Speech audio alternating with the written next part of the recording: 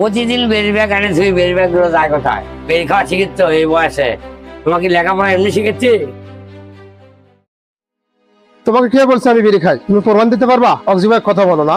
প্রমাণ চাও? প্রতিদিন বেরি ব্যাগ আনে, তুমি জোরদার ব্যাগ আনে, সেটা যায় কোথায়? তুমি ছাড়া কে খায়?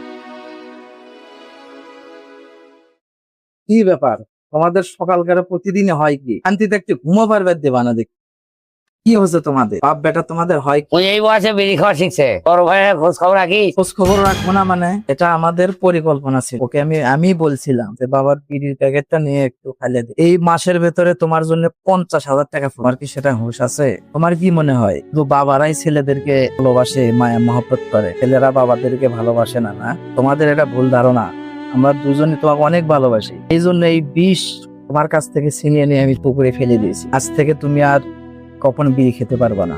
ভালো ছেলে, ও আমার ছোট ভাই, ও কখনো বিড়ি খায় না। আমি ওকে বলেছি, আমি জানার কোনোদিন তোমাদেরকে আর বিড়ি বাবারা যেমন সন্তানকে ভালোবাসে, তেমনি কিন্তু সন্তানরা বাবাকে ভালোবাসে। তুমি যে তোমার ভুল বুঝতে পারছো বাবা, এটা ভেবে আমাকে খুবই ভালো লাগে। আর বড় ভাই তোমার কখনো খারাপ চাইনি, তাই আমরা চাই তুমি এই বিড়িটা খেয়ে নাও প্লিজ বাবা। আমি জানি না যে তোরা আমাকে এত ভালোবাসি। যাক, আজ থেকে বেরি ব্যাগ পাড়াই দিলাম, আর খাবো না। তাই না? আমি চাই না যে আমার এই বেরির কারণে তোরা মনে থাকাত।